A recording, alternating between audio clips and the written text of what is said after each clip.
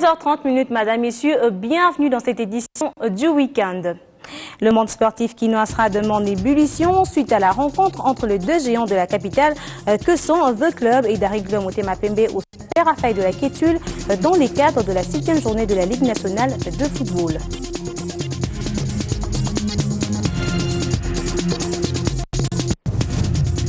Métamorphose de la ville de Kananga sous l'impulsion du gouverneur du Kassai occidental, Alex Kandé Moupompa a convié tous les responsables de services publics du chef-lieu de la province à des travaux d'assainissement de leurs ressorts respectifs. Un ressortissant de la République démocratique du Congo va pour la première fois se retrouver à La Haye, non pas dans le box des accusés, mais au perchoir en tant que juge. Antoine Mindoa Kessiambe a été élu à la Cour pénale internationale avec des collègues. Merci de nous rejoindre. Justice internationale congolais du nom de Antoine Mindoa Kessiambe fait partie du groupe de nouveaux juges qui viennent de faire leur entrée à la CPI. Il a été élu au 10e tour avec 80 voix. C'est pour la première fois que les RDC et l'Afrique centrale ont une représentativité au sein de cette institution judiciaire internationale. Était présente lors de cette élection notre envoyé spécial à New York, Fezamika. Le sentiment de soulagement qui s'est conclu par notre élection est une victoire pour toute la République. Donc, c'est un travail collectif, c'est un travail de tout le monde. Et je remercie tous ceux qui ont participé à ce travail. Je suis content parce que c'est une autre image du Congo que nous allons donner. Une image pour montrer qu'au Congo, à part nos problèmes que nous avons de rébellion, de viols et tout ça, mais nous avons aussi des possibilités d'aller de l'avant et de participer à l'émergence du pays. Notre souci, c'est qu'elle soit universelle, que les Africains n'aient pas l'impression qu'elle est dirigée seulement contre eux, les Africains, et que le principe d'universalité et de complémentarité puisse être pratiqué. Nous pensons aux victimes, et c'est un projet, un aspect très, très, très important. Au Congo, nous avons des milliers de victimes. C'est pour cela que vraiment ça me réjouit personnellement de pouvoir participer pour voir dans quelle mesure nous pouvons apporter des réparations, des remèdes à aider les victimes, pas seulement congolaises évidemment, mais dans le monde entier, mais surtout congolaises qui ont beaucoup souffert. Les défis, il y en a beaucoup en effet. Des relations multilatérales ou bilatérales, Kampala a menacé Kinshasa d'accorder le statut de réfugié politique aux membres de l'ex-rébellion du M23 installés en Ouganda si les RDC ne procéderaient pas à leur rapatriement avant le 11 décembre 2014, une exigence à laquelle les officiers congolais ont donné une suite favorable en accélérant les processus de retour de ces compatriotes au pays. Ce sont des prévisions apportées par le coordonnateur national de la CIRGL en RDC, suivant au Baudouin Amouli Kabarouza. On a demandé à M. Abandi de venir ici à 2 reprises à Kinshasa. Il était attendu ici depuis 3 mois, 4 mois même. M. Abandi était attendu ici pour qu'il se concerte avec le gouvernement pour accélérer le processus de rapatriement de M23. Mais il a toujours refusé. Et la fois dernière, on l'a invité ici, il a dit non, maintenant, moi je propose que la réunion puisse avoir lieu à Luanda, etc. Donc, on a même dit ok, d'accord, on est prêt à aller à Luanda, et voilà, ça n'a pas eu, la réunion de Luanda n'a pas eu lieu. Le gouvernement est déjà prêt, je vous ai dit, avec les avions, avec le campement, avec tout ça. Donc nous n'attendons que eux de dire nous sommes prêts, venez nous prendre, nous prenons les avions et nous partons. Pour tout vous dire, il est prévu qu'ils aillent à Kamina. Okay? C'est à partir de Kamina qu'on va procéder au DDR. Donc ce processus va se faire directement, on identifie chaque personne, on prend les informations sur lui, on lui pose des questions sur ce qu'il veut être, etc., etc. Et puis on décide, le gouvernement de la RDC est en contact avec le gouvernement ougandais. Comme je vous ai dit, un nouveau chronogramme a déjà été discuté avec le gouvernement ougandais et il est en exécution à l'heure actuelle. Donc la date du 12 pour nous ne tient plus. La date du 12 est une date, nous ne savons même pas d'où cette date vient, comment elle a été prise. On ne peut pas prendre une date unilatéralement, ce n'est pas possible. Donc pour nous, cette date-là ne compte pas du tout. Une controverse qui prend fin ou s'amplifie sur les processus électoraux. Le projet de loi sur les élections présenté à l'Assemblée nationale par les députés d'Ely Sisanga a été retiré solennellement hier par celui-ci au motif qu'il allait conformer la position de la majorité suspectée de truquer les élections prévues en 2016. Véritable coup de théâtre à l'Assemblée nationale, alors que sa proposition de loi électorale portant réorganisation des élections sur la loi de 2003, son initiateur d'Ely Sisanga a retiré son texte. Le député de Luisa au Kasaï occidental dénonce une manipulation de sa proposition pour arriver à un report des élections au-delà de 2016, voire 2018. Après la promesse qui a été faite de pouvoir en discuter dans un premier temps avec les présidents des groupes politiques au niveau de l'Assemblée nationale, nous avons été surpris que le bureau hier ait pu mettre à la disposition des députés un texte de loi qui serait signé de notre main comme auteur, alors que nous n'avons jamais apporté notre accord à ce texte qui est en distribution. Par conséquent, ainsi que j'ai eu à l'aviser, je suis aujourd'hui dans l'obligation de pouvoir vous annoncer que j'ai déposé ce matin au bureau de l'Assemblée nationale, plus précisément à celui du président, ainsi qu'à tous les présidents des groupes parlementaires opposition-majorité, une lettre par laquelle j'annonce le retrait de la proposition de loi portant modification de la loi de 2003 telle que modifiée en 2011 en vue de l'organisation. À propos encore des élections, des mandataires de partis politiques accrédités à la CENI ont eu hier une séance d'évaluation du processus avec le président Apollinaire Malou Malou. Ils ont évoqué le calendrier et les budgets ainsi que d'autres aspects. C'est un face-à-face autour des échanges sur le processus électoral entre les mandataires des partis politiques accrédités à la CENI et les membres du comité des liaisons. Objectif, informer ces derniers sur l'état des lieux du processus électoral. Ces échanges se sont étalés sur l'opération d'affichage des électeurs à l'octroi du duplicata sur l'ensemble du pays. Le duplicata est gratuit, mais l'attestation de perte de pièces est une exigence légale. Les membres du comité de liaison ont demandé que le ministère de l'Intérieur, dans ses attributions, puisse, avec les entités décentralisées, harmoniser pour que sur l'ensemble du territoire national, on ait un même tarif. La question concernant la publication du calendrier global et le budget pluriannuel qui a toujours gagné l'actualité a une des explications justes. Nous travaillons sérieusement sur la préparation du calendrier global, sur les deux conditions sine qua non, le budget pluriannuel.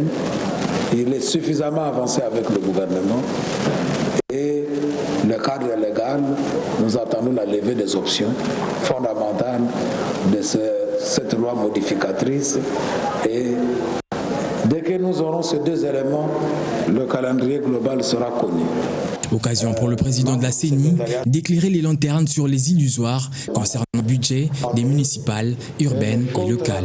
Les informations fallacieuses sur le budget des élections locales qui ne seraient pas disponibles n'engagent que leurs auteurs parce que le décaissement de la préparation des élections urbaines, municipales, locales a déjà commencé. Le prochain rendez-vous est donc prévu pour le mois de janvier prochain en vue de l'examen du cadre légal. Le retard accusé par l'opération d'affichage des listes aura une incidence sur le déroulement des préparatifs. Alors, à quand les municipales, urbaines et locales? Seuls les experts pourront nous fixer dans les jours à venir. La lutte contre le syndrome d'immunodéficience acquise, le Fonds des Nations Unies pour la population a organisé hier une matinée de collecte de ressources financières auprès de chefs d'entreprise en vue de renforcer la riposte à cette épidémie. Fifi Loukoussa. C'était une matinée de plaidoyer dont l'objectif est de sensibiliser les chefs d'entreprise pour leur implication effective, leur appropriation de la lutte contre le VIH-Sida et leur appui conséquent à la communauté. Organisée en marge de la Journée mondiale contre le sida du 1er décembre 2014, cette matinée de plaidoyer trouve sa justification en ce qu'elle permet aux chefs d'entreprise de se retrouver pour réfléchir et échanger sur la situation actuelle du VIH-Sida et de la riposte au sein des entreprises. Nous avons vu 3 présentations qui ont été faites par l'entreprise. À la fin, toutes les 3 entreprises ont essayé d'un peu méthodiser ou contrôler en termes de prévention VIH-Sida. Le degré peut-être un peu différent selon le type de l'entreprise, mais il y a des progrès depuis 20 années. Donc, à ce jour, je pense que nous sommes très satisfaits du progrès. Mais il faut continuer à se battre en termes de la lutte, parce qu'il y a encore beaucoup d'entreprises qui ne sont pas encore membres. Pour le PCA de la CIELS, un chef d'entreprise sans programme de lutte contre le VIH-Sida commet le délit de non-assistance aux personnes en danger et qu'un employé ignorant son statut sérologique est un danger public. En tant qu'entrepreneur, en faisant la lutte contre le VIH-Sida, ils arriveront à diminuer les charges de soins médicaux dans les entreprises. Donc, quand les charges de soins médicaux sont diminuées, donc c'est beaucoup plus de bénéfices qu'ils vont faire. Alors pour pouvoir diminuer les charges des soins médicaux dans les entreprises, il faut que les agents, les employés soient sensibilisés contre cette pandémie. La CIELS regroupe à ce jour 20 entreprises à son sein. Elle les invite ainsi à créer un fonds national de lutte contre le VIH-Sida. Rendons-nous dans la ville de Kananga où se déroule actuellement une opération de salubrité publique initiée par le gouverneur Alex Condé Moupompa. Tous les responsables de services publics ont été appelés à s'impliquer dans cet assainissement. L'image de la ville de Kananga, capitale institutionnelle du Kasaï occidental, doit rayonner et refléter le développement de cette province. Pour y arriver, il faut lutter contre l'insalubrité sous toutes ses formes. Voilà la résolution prise par le gouverneur de province Alex Condé Moupompa, qui a présidé une rencontre sur cette problématique. Nous voulons que la ville de Kananga redevienne une ville propre, une ville fréquentable avec un environnement sain. Et tout le monde ici a accepté de mettre la main à la pâte pour que notre ville redevienne propre. La société civile, les opérateurs économiques, la police et les autorités municipales ou urbaines ont été conviés à réfléchir sur des solutions à l'insalubrité. La FEC elle est impliquée parce qu'il est vrai que la ville est sale. La FEC doit sensibiliser ses membres pour d'abord réfléchir leurs murs et aussi éviter les marchés pirates parce que les phénomènes des marchés pirates, ça concerne la FEC. Il y a les opérateurs économiques qui entretiennent un nombre de mamans qui vendent devant leurs magasins, donc ce n'est pas bon. À notre niveau, nous devons sensibiliser pour que ces mamans vident les lieux. Je sais que la population est à la base, en grande partie, de l'insalubrité. Mais nous savons que l'État aussi, en assurant les services d'accès à la base, la population doit trouver sa part. L'État va nous aider à disposer des poubelles pour que la population puisse bien mettre ses ordures ménagères, voire d'autres déchets toxiques dans ces poubelles-là, afin qu'on puisse les évacuer. Autour du gouverneur Kandé, décidé de changer l'image de la ville, tous les participants à cette rencontre ont tous convenu la sensibilisation et la conscientisation de la population qui doit bien gérer les déchets et immondices, véritable solution à la lutte contre l'insalubrité. Avant de poursuivre ce journal, prenons ce communiqué de presse. La Direction générale de l'Institut national de sécurité sociale, INSS, s'informe ses partenaires ainsi que des prestataires sociaux du régime général de sécurité sociale qu'elle procédera ce jeudi 18 décembre 2014 au lancement officiel de la campagne de paiement de prestations sociales pour le 4e trimestre 2014 sur toute l'étendue de la République démocratique du Congo. Ce paiement s'effectuera tous les jours ouvrables de 8h30 à 15h30. Pour ce faire, il est demandé à tous les centres de gestion de l'INSS de prendre les dispositions utiles pour la réussite de cette opération. Communiqué signé le directeur général Agnès Mouadnaouej Katanga. La 7e journée de la Ligue nationale de football qui verra demain l'association sportive The Club affrontera Daring Club Motema Pembe au stade Raphaël de la Quétule. Dessin-Pé reste invaincu après 6 journées livrées et The Club part avec une supériorité conservée depuis 5 ans. Ce derby est le match le plus attendu de ce week-end. Un monde des affaires, une nouvelle agence de la banque commerciale Robank est opérationnelle depuis hier sur la place de la Victoire, un site choisi pour se rapprocher de la clientèle désormais disposée à accéder facilement au crédit et autres services. Le directeur du Fonds de promotion de l'industrie a été présent à la cérémonie d'ouverture. Cette agence située sur la place Victoire est dédiée aux clients PME de la Robank. Principaux pourvoyeurs d'emplois en RDC, les PME devraient quitter le secteur informel pour le secteur formel en ayant accès aux services bancaires. Pour ce faire, la haute hiérarchie de la Robank a procédé ce vendredi à l'inauguration de cet espace. Robank démontre qu'elle poursuit activement sa démarche commerciale de proximité au service des entrepreneurs de notre pays. Elle veut ainsi, par une démarche axée sur l'information, la sensibilisation et la formation, leur proposer un accompagnement par des services et des conseils financiers appropriés. L'objectif est clair, faire entrer progressivement les PME dans le circuit bancaire et dans le secteur formel. Le directeur général du Fonds pour la promotion de l'industrie était également convié à cette inauguration.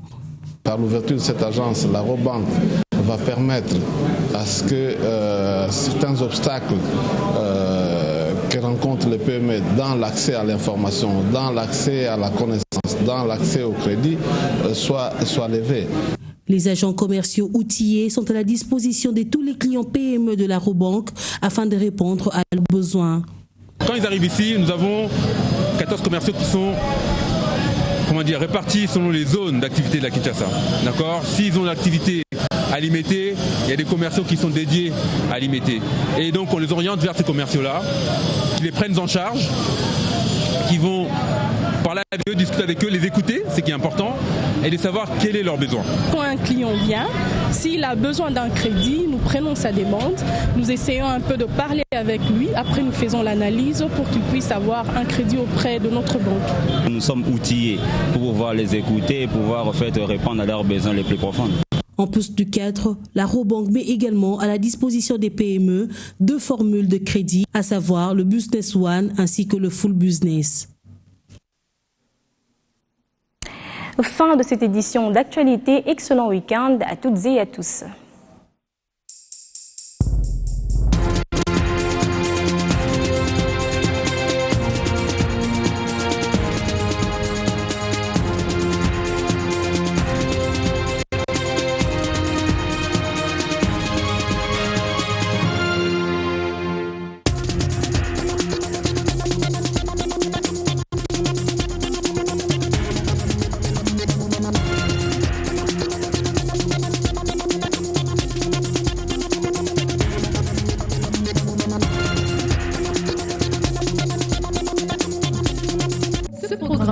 Offert par Honda, le pouvoir de rêve.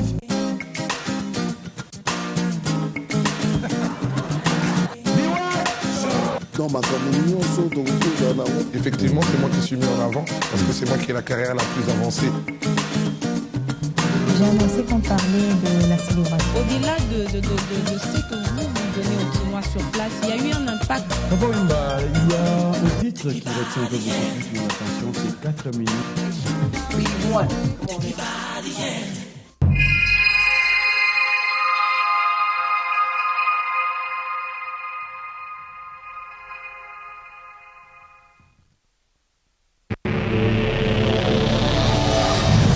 Partagez, discutez.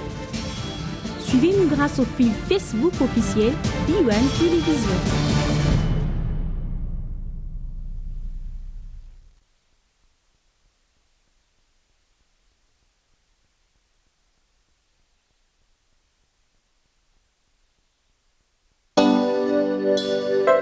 Imbo ata aboyi bokonzelo na mokili kasi na zamba akondima yango nika italien motongi molati. Comme il y a toujours un perdant, yo solisi bolingo nanga na lamine plaisir na yo komisa bomoi nanga lokola lindanda ya mélancolique. Papi Weston, double Weston.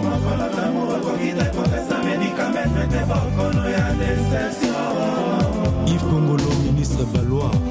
Comme il y a toujours un perdant, yo solisi bolingo nanga na la mine.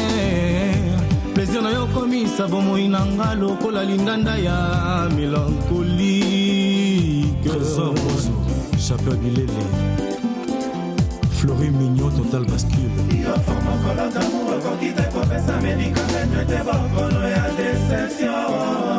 Eric Bercy, François Hollande. Motazana, sofa mayo kangi na yo robine. Motazana, some yo tumi na yo etoko. Nenga komyo, salanga ina komyo rejete. Et pourtant lobaki nga ekuke ya motema na yo.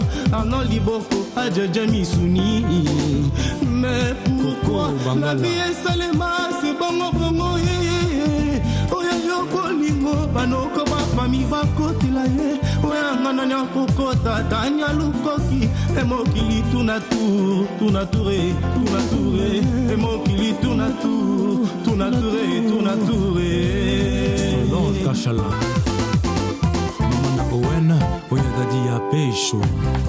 Ngana yo, Tozabatu.